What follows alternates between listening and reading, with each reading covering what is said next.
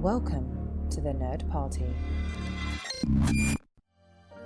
Let the filibustering begin. Welcome to Nerd Party.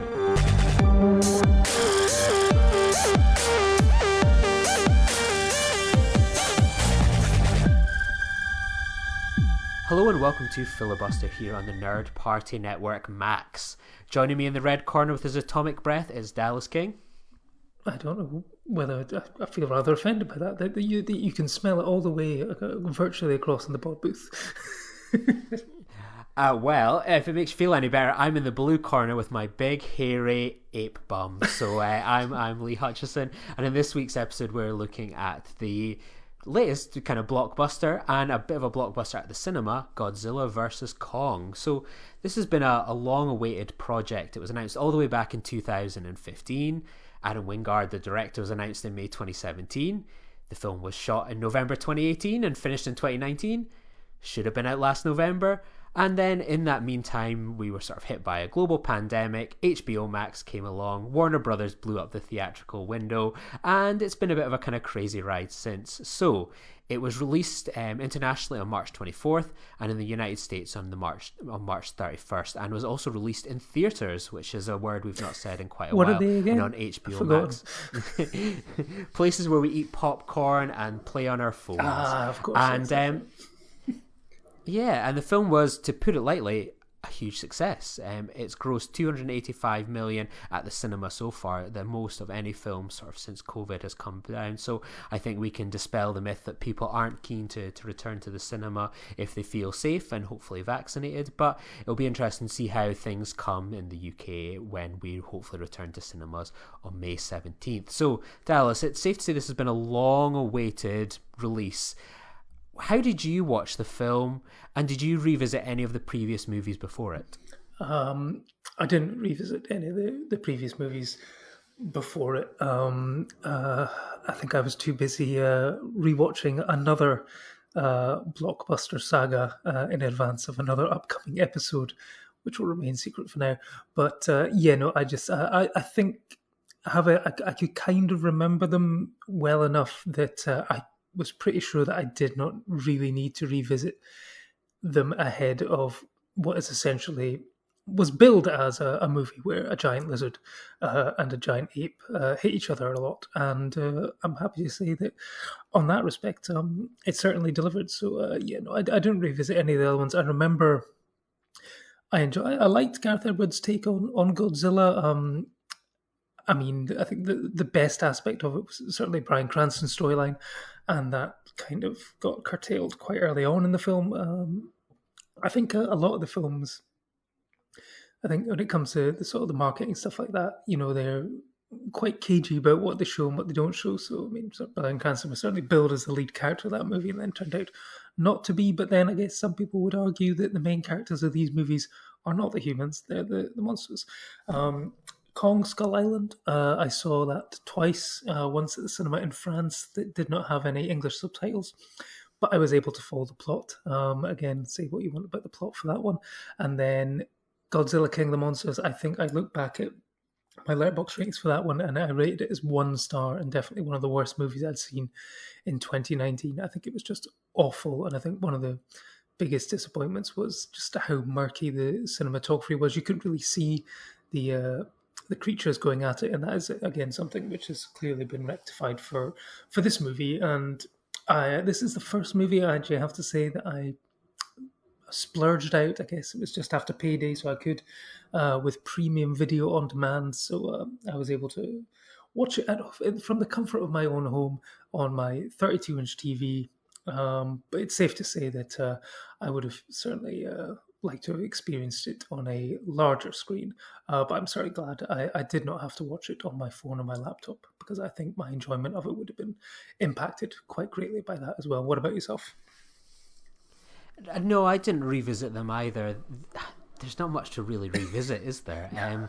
I really like the Gareth Edwards Godzilla. I know it has its detractors, but I think it's a really solid film. I thought it was a really good version of sort of a Western Godzilla movie where it was grounded in some kind of reality.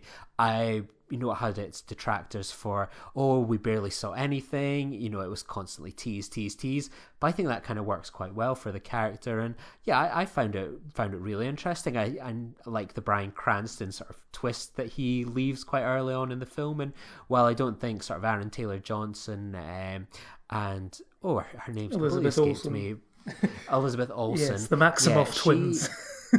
Yeah, they went from one movie to the other in the space of a summer. But I was kind of like happy enough with that. I thought it was interesting. I mean, I think the Halo dive sequence really, really stood out for me, and I thought it was great because I'm a bit mixed on Rogue One, but I really enjoyed Gareth Edwards' Monster, and he seemed like the perfect person for a Godzilla movie, and I think he did all the right things. Yeah, I think if anyone was disappointed by the lack of Godzilla in the Godzilla movie, I'd hate to see what happens if they ever watch Jaws. Yes.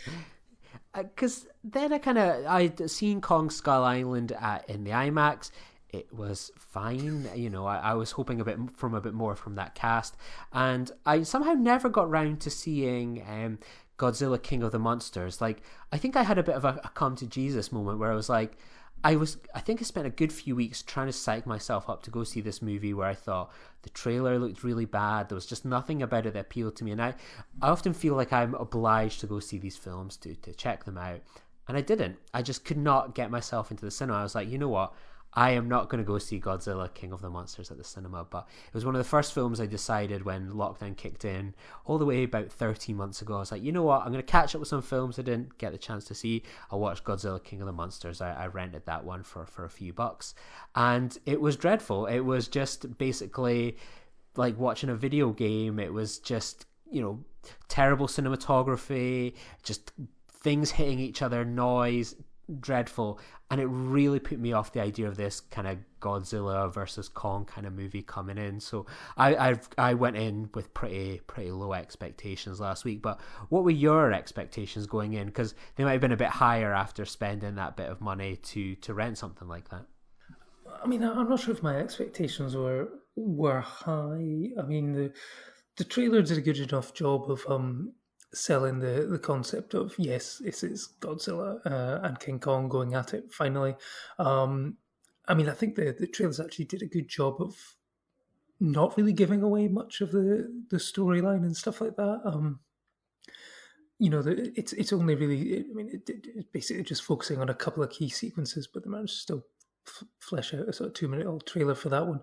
But I mean, the trailers didn't spoil the film. I mean, certain other things spoiled the film, such as certain toy companies releasing toys featuring a certain third character, which sort of comes into the mix later on. I mean, there was always a bit of an issue where people were sort of, even though, these massive monsters and stuff, Godzilla was essentially cast as a good monster, readdressing the balance and taking out all these other sort of kaijus and stuff like that. And Kong was, well, these were a bunch of humans who invaded his island, and he was just protecting his territories.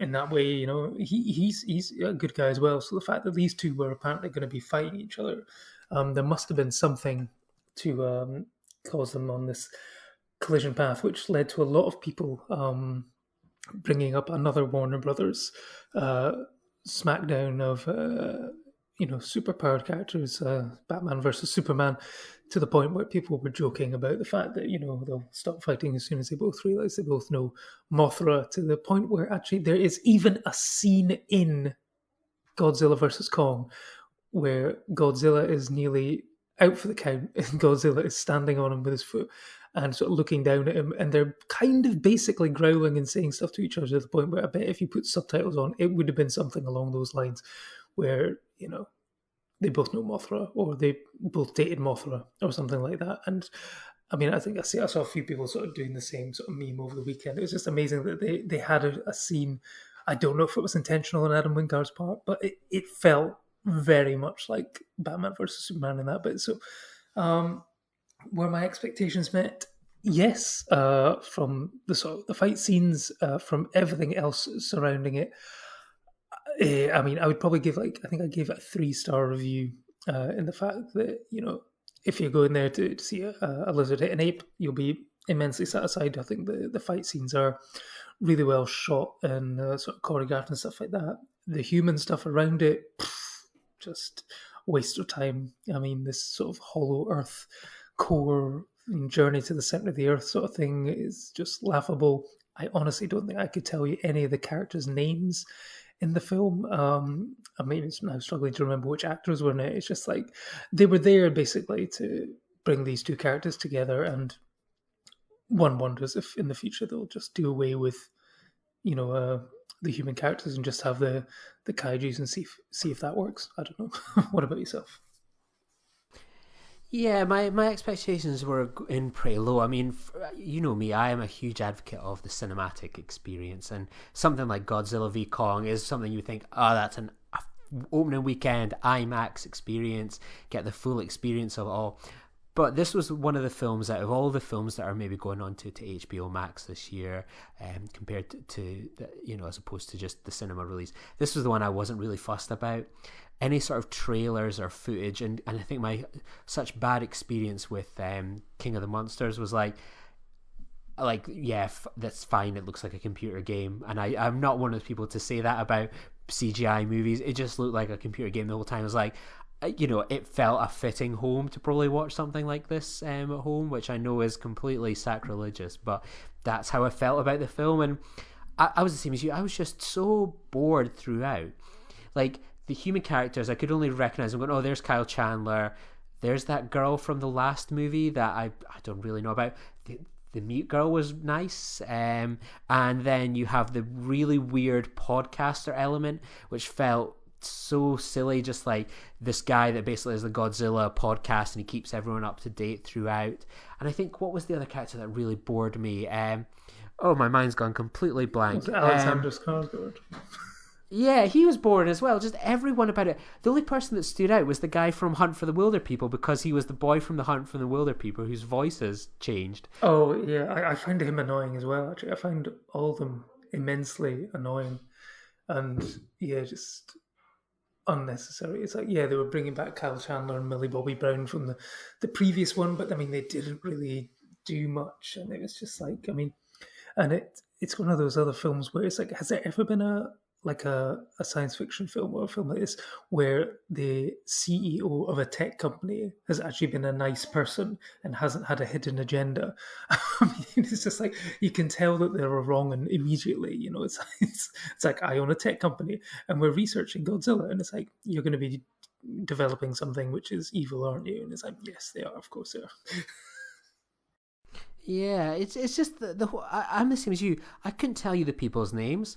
I can barely remember the plot, or even when I was watching it, I was like, I don't really know what's going on. Why are they going to this part of it? And like, it's pretty bad to admit that, but the film was just, it really lacked any engagement. And I did not like Batman v Superman, a film obviously parallels can be drawn with, but I was able to go, those are what those characters are doing. That's what they're thinking.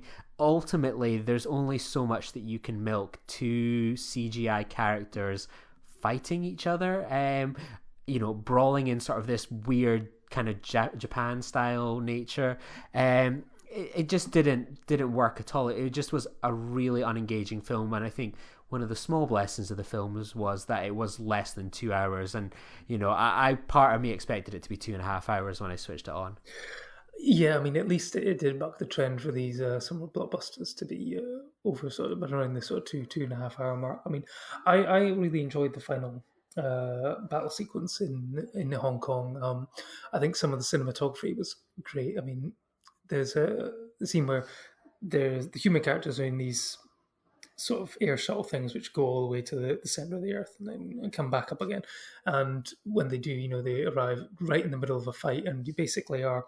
It felt like you were in one of those sort of like a Universal Studios ride in one of those sort of machines, which is sort of, it's not a roller coaster, but it's sort of fixed, and it's sort of using VR sort of technology to sort of fly around and make you think that you're going in between the fighting and stuff like that. So I thought, the way that he shot it in the cinematography, and actually it's even certainly by the look of my HD TV, the special effects were certainly of high quality. I thought certainly higher than some other films recently, such as say Justice League or whatever. I thought the special effects were great as well, but I mean, yeah, I mean, there is only so much, I think, at that point where, you know, you get onto like the second or third fight between them. It's like, yeah, I mean, two giant things hitting each other ad nauseum. You do need a bit more of an emotional stake in the fight, and of course, then it is a little difficult when the two characters only sort of roar or sort of snarl at each other. You know, there is, I think, an attempt to maybe get a bit of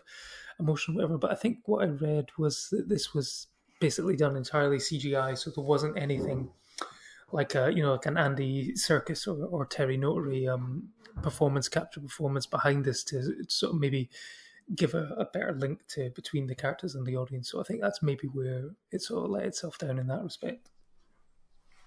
Yeah, I just kind of, I think I did come away from it thinking, Kong has a lot more personality than Godzilla. I think I saw a great thing last week where it was like Kong is channeling almost John McClane in terms of his attitude, that he's this sort of everyman slouch that's kind of finds himself in this crazy situation. And, I watched that kind of, I saw that meme before I watched the film, and it kind of informed my decision. And I felt invested in sort of Kong and hoping he would be a success, where Godzilla really doesn't have much of a personality, that kind of CGI character, and that's why I think he works so much better in the original kind of Gareth Edwards Godzilla, is because there's so little of him. We can't get bored of like, oh, here you're going, like roaring again, or the atomic breath. Everything had been done to death by this point. There's only so much you can milk out of that character for three movies over kind of 6 hours, I felt. But Adam Wingard, I think, is an interesting director. I loved his work on The Guest and You're Next. What did you think he brought much to this film? Because ultimately, as you said, it's sort of it's scenes of really boring humans doing human stuff that is not interesting, and probably the rest of it is the effect houses pitching these titans together. Did you think Adam Wingard had much of a personality impact on this film? I think he certainly did. I think like the fight scenes and stuff like that. I mean, he'd clearly sort of seen what had gone before him, and with like King of the Monsters, and basically went to the complete opposite end. So he was using they either sort of fought in daylight during the sort of ship attack, or they were using like the neon lights and stuff of Hong Kong to be able to. So you could clearly see what was going on. Whereas, yeah, the previous versions, for some reason, they decided to set them at nighttime in a cloudy city and stuff like that, and full of rain, so you couldn't really see anything. So he did pivot with that. I think the cinematography was a lot more fluid, and I think it sort of tracked better in terms. It was shot more like at times like an actual choreographed stunt work fight, as opposed to clearly just two CGI characters. Sort of, you've almost got like a sort of game console where you're just sort of button bashing B B B B B or something like that. Or, I mean, even to like it was even better than like was it Rampage, where the Rock movie with based on the video game, where the giant ape and giant lizard and all that giant wolf were fighting each other. I think it was, yeah, still better than that. But I mean, I'm not sure if he was involved in the script. I'm going to find that out, because if he was, then yeah, I'm not sure about that, because yeah, the script really wasn't up to much.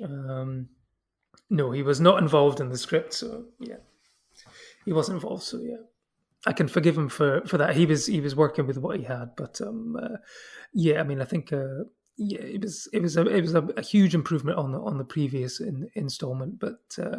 I mean, he certainly made an impact, and it's clearly going to work for him going forward. The fact that he's managed to, revitalize the box office single-handedly with it. It's really impressive numbers given, just, I mean, I know that the US cinemas are opening up, and China's basically back almost to normal. So, I mean, to get that kind of money, like about nearly $50 million in the US on a 5-day Easter weekend, where that's huge given where we were, where I think it was it Tenet, and Wonder Woman were struggling to get up to about sort of $16 million initially.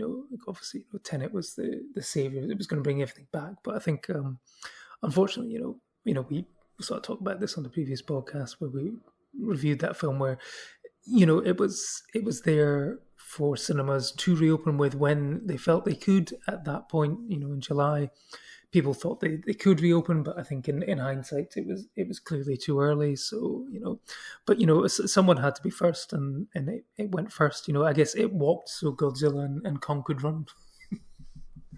Yeah, I think that's the big takeaway for me is that success. HBO Max streaming services aren't going to kill the cinema experience for a lot of people. And despite the fact I was quite negative about the film, about how it looked, I would have seen this in the cinema probably opening weekend.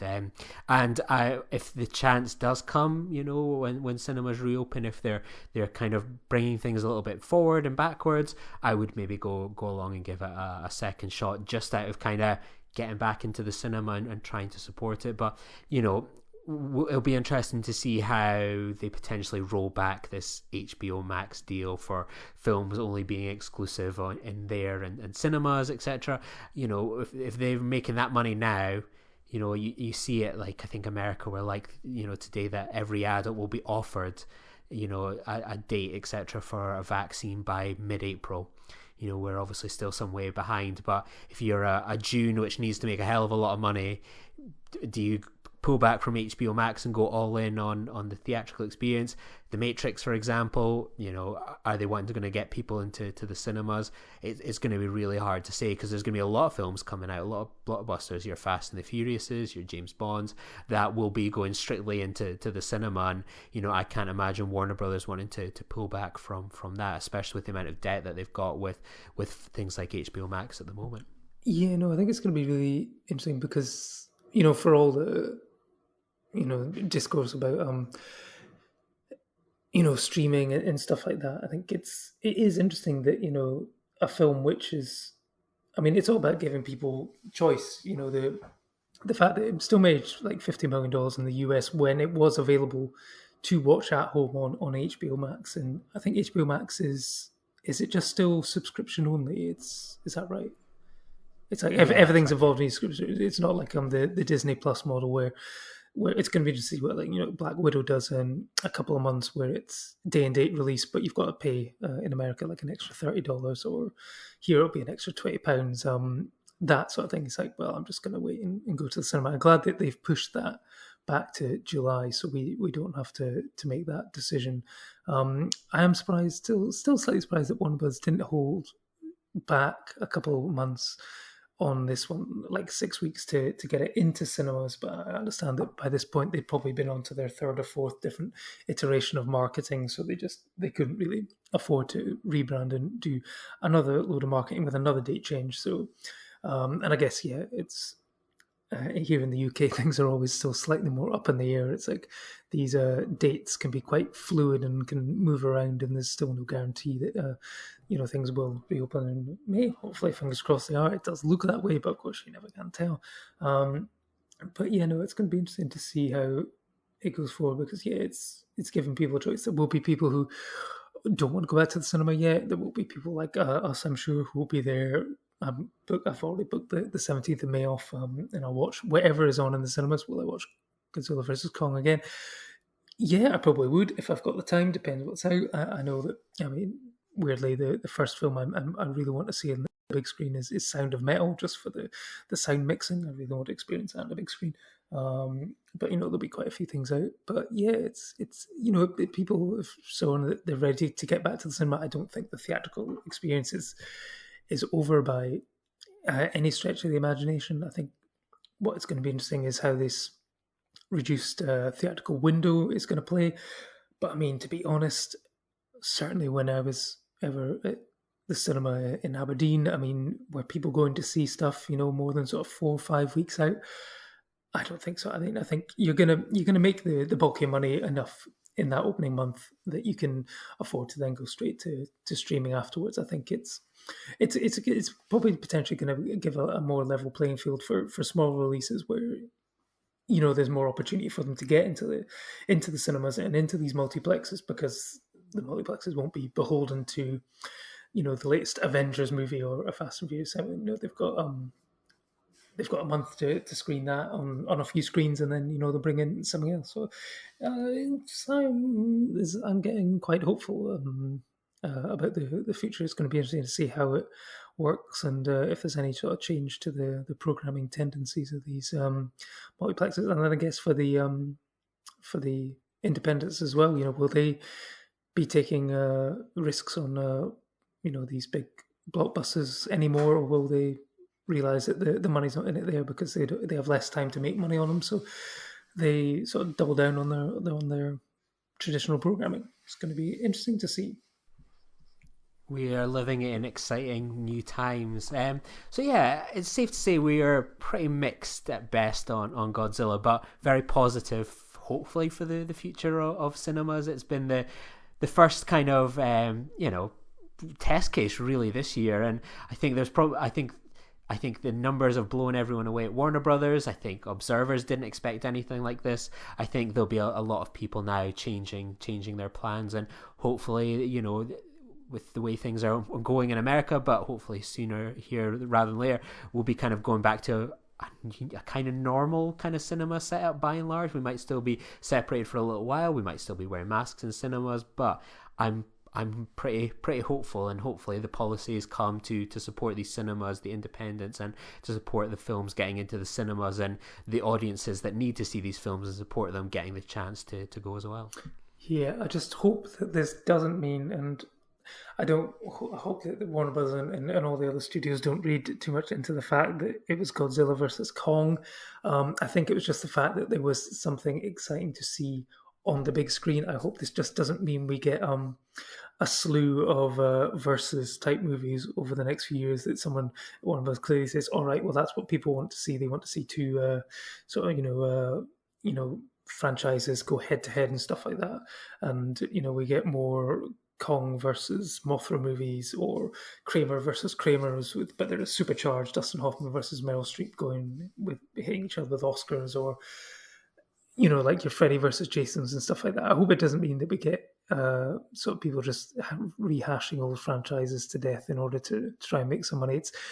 It's I don't think it's about that. I think it's about giving people the option to see something at the cinema again. I think obviously there's cachet in those two characters in that franchise, but hopefully they don't milk it to death. And it's going to be interesting to see what Adam Wingard does next, because I believe he's tapped up to do a Thundercats movie and a Face Off sequel / reboot sort of thing. So yeah, it's going to be interesting to see that. If it's just John Travolta and Nicolas Cage sort of, but they've swapped the initial roles around and then do it the other way, who knows? Maybe that'd be trolling everyone. Who knows? Yeah, so time will tell. It's safe to say with Adam Wingard, it's a hard career to predict where it will go next, and be the same with cinemas. But we will be back next week, very much after chatting about Justice League and Godzilla versus Kong. We'll be discussing something all the more different, and we'll be discussing Promising Young Woman and sharing our thoughts on that with Emily Murray. So tune in next week. Thanks very much to everyone for listening. Bye. Join the revolution. Join the Nerd Party.